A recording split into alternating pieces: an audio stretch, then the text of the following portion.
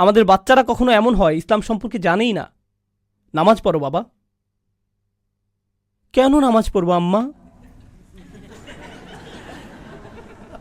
কারণ না পড়লে আল্লাহ রাগ করবেন, আর আমি আরো বেশি রাগ করব। আপনি ভয় দেখাতে খুব পছন্দ করেন, কিন্তু তার আগে সত্যটা বুঝিয়ে দেন না। এমন করলে কি হয় জানেন? মানুষ পালিয়ে যায়। যারা সত্য থেকে উপকৃত হয়, সতর্কতা মূলত তাদের জন্যেই। আর সত্যের পথগুলো কি কি? আপনার চারপাশের পৃথিবী, ইতিহাস আর ওহী। ঠিক দেখলেন সতর্কবাণী কখন আসলো? এখন সতর্কবাণী এসেছে এখানে। এখন আল্লাহ বলছেন, এই তিনটি রাস্তা যখন বন্ধ, তখন আপনি যতই সতর্ক করেন না কেন, তারা বিশ্বাস করবেই না, কোনো কাজেই আসবে না। অন্যের সাথে ইসলাম নিয়ে কিভাবে কথা বলবেন সেটার উপর কি এর প্রভাব পড়ে না? আমাদের কি তাহলে শুধু সতর্ক করার তুলনায় সঠিকভাবে চিন্তা করার প্রতি মনোযোগ দেওয়া উচিত নয়? যদি আপনি মানুষকে সতর্ক করতে চান, কি দিয়ে শুরু করা উচিত? সঠিকভাবে চিন্তা করার উপায়। ইতিহাস নিয়ে চিন্তা করতে শেখান, ওহী নিয়ে চিন্তা করতে শেখান, তাদের চারপাশের বিশ্ব নিয়ে চিন্তা করতে শেখান। এরপর তাদের সতর্কবাণীটি দিন। আমার ধারণা হলো আজকাল বেশিরভাগ মুসলিমেরই ইসলাম নিয়ে আনুষ্ঠানিক তো দূরে থাক, সাধারণ জ্ঞানটিও নেই। আমিও এর অন্তর্ভুক্ত। কি হতাশাজনক পৃথিবীতে আমরা বাস করছি। আমাদের দোষ না এটা। এখন যদি কারো জ্ঞানের সঠিক ভিত্তিই না থাকে, আর আপনি এসে তাকে 1 ঘন্টা যাবৎ জাহান্নামের আগুনের উত্তাপ নিয়ে বলেন, তাহলে তো সমস্যা হবেই, কারণ তার ভিত্তিই তো ঠিক নেই। নবীগণ আলাইহিমুসসালাম কিন্তু শুরুতেই সতর্ক করতেন না। তারা এভাবে শুরু করতেন না, বরং দাওয়াতের অনেক পর এই কাজ করতেন। তো এখন চলুন এই আয়াত নিয়ে কথা বলি। আপনি শুধুই তাদেরকেই সতর্ক করতে পারবেন যারা উপদেশের অনুসরণ করছে, মানিত্তাবা আযিকরা। দেখুন, যখন আল্লাহ মান ব্যবহার করেন, তখন বোঝাচ্ছেন 1 2 হতে পারতেন, তখন বোঝাচ্ছেন 1 2 হয়তো পেতে পারেন।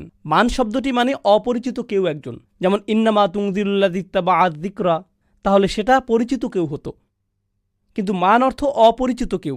অন্যভাবে বললে, নবীজি অনেক মানুষের সাথে কথা বলেছেন সাল্লাল্লাহু আলাইহি সাল্লাম, আর সেখানে কেউ একজন আছে, তিনি এখনো জানেন না সে কে, অথচ সেই লোক তার কথা শুনছে, সেটা নিয়ে ভাবছে। এখন উপদেশের অনুসরণ করা আর আদেশ পালন করার মাঝে পার্থক্য আছে। আপনি যখন সালাত আদায়ের আদেশ পালন করেন, তখন তাকে নামাজ পড়তে দেখেন, বলতে পারেন এই লোকটি আল্লাহর আদেশ পালন করছে। কিন্তু অনেকের মাঝে কেউ যদি বসে বসে আপনার কথা মনোযোগ দিয়ে শোনে, আপনি কি বলতে পারবেন তার মাথায় কি চলছে? না, আপনি কিছুই জানতে পারবেন না। প্রায় তো এমন হয় যে আপনাদের কেউ কেউ এভাবে মাথা ঝাঁকান, অথবা আমি তাকাচ্ছি মনে করে নার্ভাস হয়ে যান, খুব টেনশনে থাকেন, তাই না? এরকম প্রচুর হয় আমার সাথে। যেমন আমি ওই লোকের সাথে কথা বলছি, এদিকে পাশের লোক ভয় পেয়ে যায়, মনে করে আমি তার দিকে তাকিয়ে আছি। হ্যাঁ, এমন হয়, কিন্তু আমি তো জানি না আপনার মাথার ভেতরে কি হচ্ছে। আপনি হয়তো ভাবছেন, আয় হায়, অথবা আমি কি গাড়ি লক করেছি?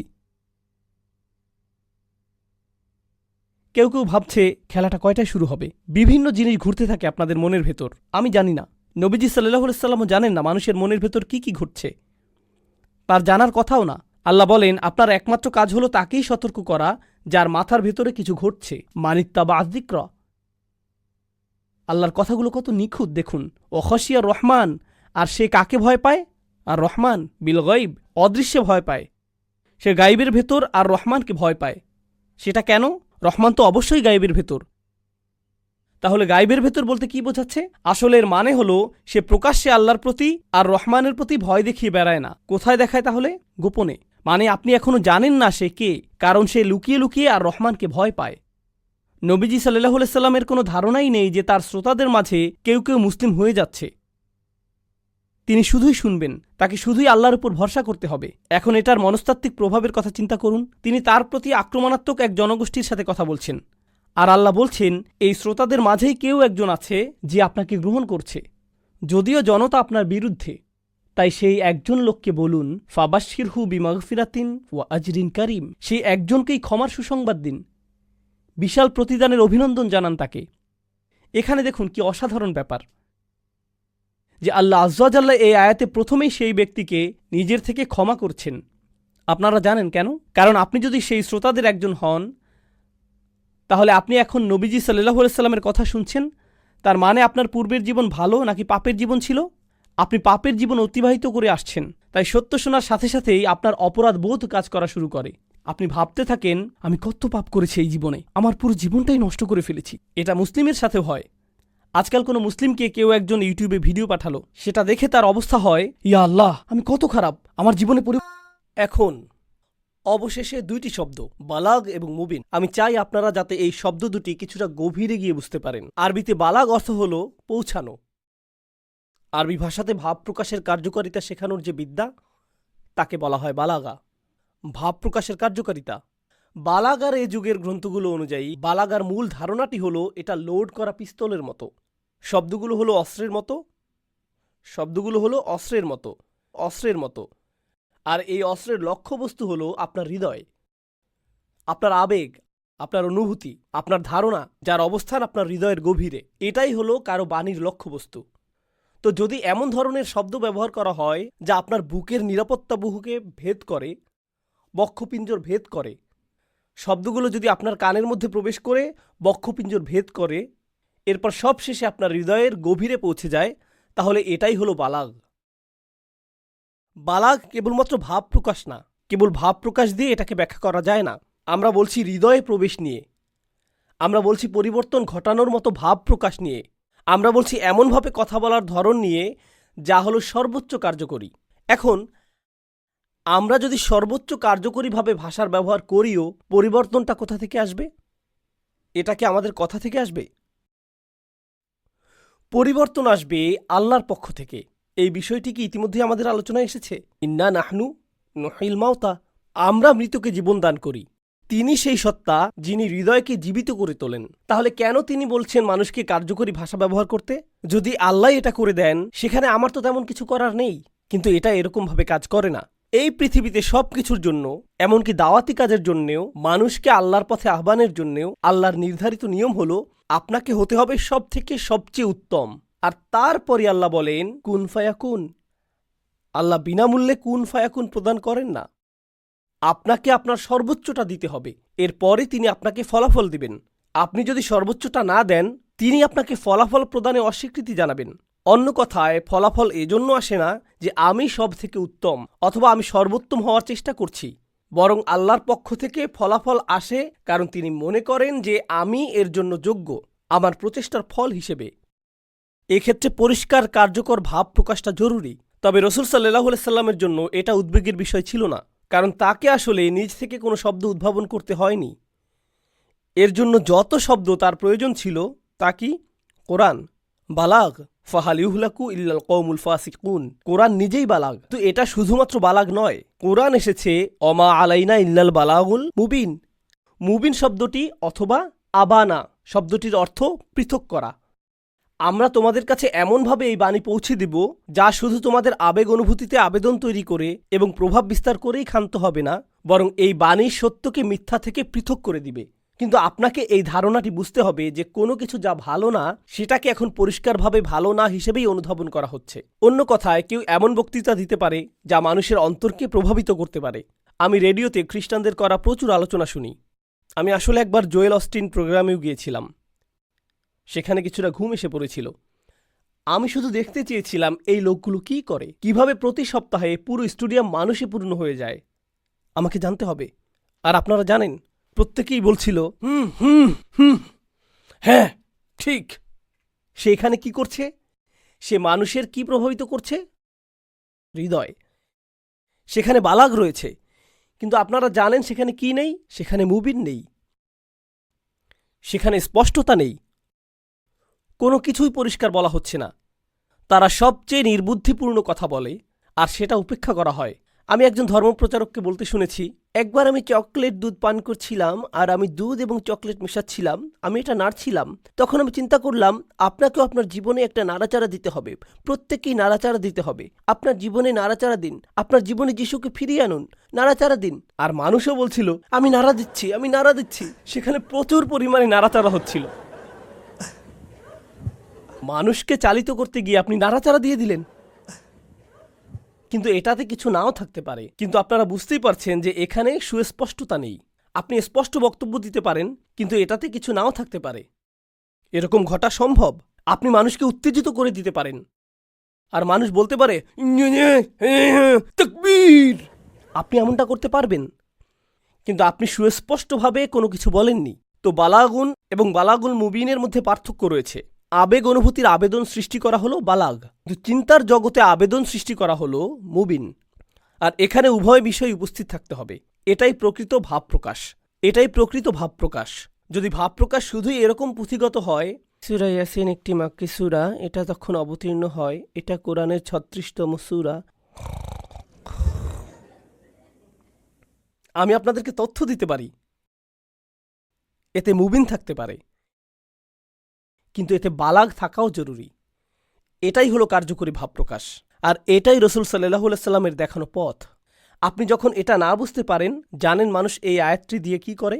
এই শোনো, তোমার নখগুলো হারাম। কি? ওমা আলাইনা ইল্লাল বালাগুল মুবিন। আমাদের দায়িত্ব হলো পানি পৌঁছে দেয়া। আপনি কোন কোরআন পাঠ করছেন ভাই? এটা এভাবে কাজ করে না। যাই হোক, তো এখন তারা বললেন আমাদের কাজ হলো সুস্পষ্টভাবে বাণী পৌঁছে দেয়া, আর এই লোকেরা বিচক্ষণতার সাথে জবাব দিতে পারল না। তাই এর জবাব দেওয়ার জন্য তাদের নির্বুদ্ধিতাপূর্ণ উপায় উদ্ভাবন করতে হয়েছিল। ক্বালু ইন্না তাতায়্যারনা বিকুম, আমরা তোমাদেরকে একটি অভিশাপ বলে মনে করি, তোমরা হলে অশুভ সংকেত। যখন এই মিথ্যা নবী আত্মপ্রকাশ করেছে, আবহাওয়া খারাপ হওয়া শুরু করেছে। লা ইল্লাম তান্তাহু, যদি তোমরা বিরত না হও, লানারজুমান্নাকুম, আমরা তোমাদেরকে পাথর মারতে বাধ্য হব। রজম অর্থ হতে পারে পাথর নিক্ষেপ করে মৃত্যু ঘটানো। যখনই আমরা তোমাদেরকে দেখব, আমরা জনসাধারণের মাঝে এই নীতি প্রণয়ন করব যে তোমরা যেখানেই যাবে পাথর নিক্ষেপ করা হবে। শয়তানের উদ্দেশ্যে আমরা যেমন বলে থাকি আউযু বিল্লাহি মিনাশ শাইতানির রাজিম, এর অর্থ এটা না যে আমরা তাকে মৃত্যু পর্যন্ত পাথর নিক্ষেপ করি, বরং আমরা তাকে বিতাড়িত করি। তো লানারজুমান্নাকুম অর্থ হতে পারে মৃত্যু পর্যন্ত পাথর নিক্ষেপ করা। তবে এর অর্থ এটাও হতে পারে যে যখনই আমরা তোমাদেরকে দেখব, এখন থেকে আমরা পাথর কুড়িয়ে নিয়ে তাদের দিকে নিক্ষেপ করব, যাতে তারা সেই স্থান ত্যাগ করে। ওয়ালা ইয়ামাসসান্নাকুম মিন্না আযাবুন আলীম, আর যদি সেটা যথেষ্ট না হয়, এরপর তোমরা দেখতে পাবে অত্যন্ত যন্ত্রণাদায়ক শাস্তি তোমাদেরকে স্পর্শ করবে, আর সেটা আসবে আমাদের পক্ষ থেকে। তোমরা একটা অভিশাপ, তাই আমরা এই অভিশাপকে উপড়ে ফেলতে চাই। আমাদের সমাজকে এই নোংরা বাণী, যাকে তোমরা ইসলাম বলছো, তা থেকে পরিচ্ছন্ন করা প্রয়োজন। আমাদের সমাজকে এই বিষ, এই ক্যান্সার মুক্ত করা প্রয়োজন। প্রসঙ্গক্রমে এই আয়াতটি, এটা এখন আর কথোপকথনে সীমাবদ্ধ নেই। এটা শুরু হয়েছে এভাবে যে আমরা মনে করি যে তোমরা একটা অভিশাপ, অথবা তোমরা অভিশপ্ত। এরপর এটা আরও এগিয়ে গেল। তারপর বলা হলো যে এই অভিশাপটি হলো একটা ব্যাধির মতো, আর আমরা চাই না আমাদের সমাজ এতে আক্রান্ত হোক। তো আমরা তোমাদেরকে দূরে রাখবো এমন ব্যাধিগ্রস্ত ব্যক্তির মতো যে সংক্রামক ব্যাধিতে আক্রান্ত। আমরা তোমাদের দিকে পাথর নিক্ষেপ করব। তো আমি চাই যে আপনারা এই বিষয়টি বুঝুন। এই আয়াতগুলোর শ্রোতাকে, এটা কেবলমাত্র একটা গল্প না, এখানে 3 ধরনের শ্রোতা রয়েছে, মনে আছে? রাসূল নিজে, ঈমানদারগণ এবং কাফের সম্প্রদায়। রাসূল সাল্লাল্লাহু আলাইহি সাল্লামকে বলা হলো এরকমই ঘটে থাকে যখন লাকাদ হাক্কাল কওলু আলা আকসারিহিম, যখন সত্য একেবারে সুস্পষ্ট হয়ে যায় আর তখনও তারা ঈমান আনে না, তখন তাদেরকে আর যুক্তি দিয়ে বোঝানোর কোনো অর্থ থাকে না। তাই তারা কল্পনাপ্রসূত কিছু বিষয় নিয়ে আসবে, যেমন বলবে তোমরা সবাই অভিশপ্ত, আর তাতে যদি কাজ না হয় তারা তোমাদেরকে হুমকি দিতে শুরু করবে, আর অবস্থা এমন পর্যায়ে যেতে পারে যখন তারা তোমাদেরকে হত্যা করতে চাইতে পারে। নবীজিকে মানসিকভাবে প্রস্তুত করা হচ্ছিল, সাহাবীদেরকে মানসিকভাবে প্রস্তুত করা হচ্ছিল যে পরিস্থিতি বেশ খারাপের দিকে যাবার উপক্রম হয়েছে। আর এটা প্রথমবার ঘটছে না, এরকম আগেও ঘটেছে রাসূল সাল্লাল্লাহু আলাইহি সাল্লামের দেখানো পথের দিকে। এটা এই দিকে ইঙ্গিত করছে, কারণ সেখান থেকেই সূরাটি শুরু হয়েছিল। এখন ইন্না তাতায়্যারনা বিকুম এর আরেকটি অর্থ হলো লাম নারা আলা উজুহিকুম খয়রান ফি আইশিনা। একজন সাহাবী এই আয়াতের ব্যাখ্যায় এই উক্তিটি করেছেন যে আয়াতটির আরেকটি অর্থ হলো আমরা কখনো আমাদের সমাজের জন্য তোমাদের কাছ থেকে ভালো কিছু আসতে দেখিনি। তোমাদের এই বাণীতে আমাদের সমাজের জন্য কি কল্যাণ রয়েছে, আমাদেরকে দেখাও কি কল্যাণ আছে তাতে। কিভাবে এটা কর্মসংস্থান বাড়াবে, কিভাবে এটা স্বাস্থ্য ব্যবস্থার উন্নতি সাধন করবে। আমাকে ইসলামের কিছু উপকারিতা দেখাও যাতে আমি এটা অনুসরণ করতে পারি। ইসলামের পার্থিব উপকারিতা থাকতে পারে, কিন্তু এই উদ্দেশ্যে এটা আসেনি। ইসলাম এসেছে সত্যকে আপনার সামনে উন্মুক্ত করার জন্য। নবী রাসূলগণ আপনার অর্থনীতিতে অবদান রাখতে আসেন না, অথবা আপনার স্বাস্থ্য খাতে অবদান রাখার জন্যও আসেন না। নবী রাসূলগণ এসেছেন আপনাকে জীবনের লক্ষ্য জানিয়ে দেওয়ার জন্য। আর যখন আপনি সেই লক্ষ্য অনুসরণ করেন, তা কি আপনাকে উপকারিতা দেয়? হ্যাঁ, কিন্তু যখন আপনি ইসলামকে উপকারিতার সাথে সম্পর্কিত করা শুরু করেন, তখন ইসলাম মূলত কি সেটাই আপনি ভুলতে শুরু করেন। কিছু মানুষ এরকম বলে থাকে যে ইসলামে রয়েছে চমৎকার খাদ্যাভ্যাসের নিয়মকানুন। সোমবার আর বৃহস্পতিবার রোজা রাখা আসলে আপনার মস্তিষ্কের জন্য ভালো। এর রয়েছে তাৎপর্যপূর্ণ বেশ কিছু উপকারিতা, আর বৈজ্ঞানিক গবেষণাও রয়েছে ওজন নিয়ন্ত্রণের জন্য। ঠিক আছে, বেশ ভালো, আমি মুসলিম হতে প্রস্তুত, কারণ আমি অনেক দিন ধরে ওজন কমানোর চেষ্টা করছি। এটা এভাবে কাজ করে না, এজন্য রাসূলগণ আসেননি। তো ইন্না তাতাইয়ারনা বিকুম অর্থ কোনো পার্থিব উপকারিতা তো আমরা দেখতে পাচ্ছি না। তোমরা শুধু এটুকুই বলে যাচ্ছ যে আমরা খারাপ কাজ করছি, আমরা এখন থেকে আর ব্যবসায় অসাধুতা করতে পারবো না, তোমরা আমাদের সব কিছুতেই বাধা দিচ্ছ, তাই আমরা তোমাদেরকে হত্যা করতে প্রস্তুত। আর তারা যদি ইমানদারদেরকে হত্যা করতে প্রস্তুত হয়ে থাকে, তাহলে এটাই এই আয়াতের সবচেয়ে গুরুত্বপূর্ণ অংশ। তারা যদি ইমানদারদেরকে হত্যা করতে প্রস্তুত হয়ে থাকে, সেটা আসলে প্রকাশ করে যে তাদের কাছে কোনো যুক্তিই বাকি নেই। আপনি যদি সহিংসতার পথ ধরেন, এটা আসলে এই অর্থ প্রকাশ করে যে আপনার কাছে আর কোনো বুদ্ধিদীপ্ত জবাব নেই। 2 এর সাথে 2 যোগ করলে 4, না এতে 5 হয়। মারামারি শুরু হয়ে গেল। না এটা 4, এটা 5, আমি বললাম এটা 5। এরপর শুকনো ছেলেটা বলে, না আমি নিশ্চিত যে এটা 4। এটা 5, হ্যাঁ এটা 5, এটা 5। যখন আপনি যুক্তি দিতে পারেন না, তখন শক্তি প্রয়োগ করেন। আসলে এর অর্থ হলো আপনার কাছে যুক্তি শেষ হয়ে গেছে, যার অর্থ আপনি ভুল। সহিংসতার ব্যবহার মানে পরাজয় বরণ করে নেয়া। এটা অনুধাবন করা গুরুত্বপূর্ণ যে যখন ইসলামকে অপমানিত করা হয়, যা ইদানিং অনেক বেশি পরিমাণ ঘটছে, আর কিছু মানুষ ইসলামের নাম নিয়ে এর জবাব দিতে চায় সহিংসতার মাধ্যমে। বুঝতেই পারছেন তারা কি করছে?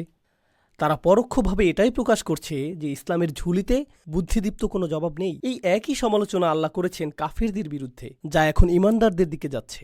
এটা ভীতিকর। আমরা বুদ্ধিদীপ্ততার দিক থেকে কত নিচে নেমে গেছি যে আমরা মনে করছি সহিংসতাই উপযুক্ত জবাব। এই ধর্মের মূল শিক্ষা থেকে এটা কত দূরে। অলু ত ইরুকুম মাকুম। রাসূলগণ এতটাই বিচক্ষণ যে তারা বললেন, তোমরা যে অভিশাপের কথা বলছো তা তোমাদেরই সাথে। এটা দ্বারা কি বোঝাচ্ছে? এরকম বলা হয়নি যে ত ইরুকুম বিকুম। যদি ত ইরুকুম বিকুম হতো, তাহলে সম্পূর্ণ আলাদা অর্থ প্রকাশ করত। এর অর্থ হতো তোমরাই হলো অভিশপ্ত। তোমরা মনে করো আমরা অভিশপ্ত, আমরা মনে করি তোমরা অভিশপ্ত। কিছু মানুষ এটাকে এভাবেই অনুবাদ করেছে, তোমাদের উপরও অভিশাপ, তোমরা অভিশপ্ত হও। না, এর অর্থ এটা নয়। এটা যদি তাই হতো, তাহলে মাকুম না বলে বলা হতো ত ইরুকুম বিকুম। মাকুম সম্পূর্ণভাবে ভিন্ন অর্থ প্রদান করছে। এর প্রথম অর্থ হল সততার সাথে স্বীকার করো, তোমাদের এই অভিশাপ সংক্রান্ত বয়ানের প্রকৃত কারণ তোমরা জানো। প্রকৃত কারণ তোমরা জানো যে আসলে তোমরা সত্যকে গ্রহণ করতে চাও না। তোমরা ঠিকই জানো যে তোমাদের সাথে আসলে কি আছে। দ্বিতীয় অর্থ হল বাস্তবতা স্বীকার করো, তোমাদের অভিশাপ রয়েছে তোমাদের সাথে, অর্থাৎ এর অস্তিত্ব শুধুই তোমাদের মনের মধ্যে। এটা মোটেও যুক্তিসঙ্গত বিষয় নয়। আমরা তোমাদের কাছে এমন বাণী পৌঁছে দিচ্ছি যা তোমাদের আবেগ অনুভূতি এবং যুক্তিবুদ্ধি উভয় জগতে আবেদন তৈরি করে। বালাগুন মুবিন। তোমরা এমন কিছু নিয়ে আসলে যা মানুষের মাঝে শুধুমাত্র ভীতির সঞ্চার করে। এটা শুধু মানুষের আবেগ অনুভূতিতে আবেদন তৈরি করে। তাতাইয়ারনা বিকুম। আমরা মনে করি তোমরা অভিশপ্ত। তোমাদের জবাবটা নিচু মানের। এটা একটা অতি প্রতিক্রিয়াশীল জবাব। যুক্তি দিয়ে যুক্তির জবাব দাও। তোমরা যুক্তির জবাব দিচ্ছ কুসংস্কার দিয়ে, এই বলে যে তোমরা অভিশপ্ত, যে আমরা তোমাদের উপর পাথর নিক্ষেপ করব, আর এমনকি তোমরা আমাদেরকে হত্যা করতেও প্রস্তুত। অলা ইয়ামাসসান্নাকুম মিন্না আযাবুন আলীম। এটা এতটাই অতি প্রতিক্রিয়াশীল, বাল আনতুম কওমুম মুসরিফুন, অর্থাৎ তোমরা এমন জাতি যারা অতি প্রতিক্রিয়া দেখায়, যারা সীমা অতিক্রম করে, এটাই মুসরিফুন। এখন আমি চাই যে আপনারা এই অতিরিক্ততার অর্থ অনুধাবন করুন। অতিরিক্ত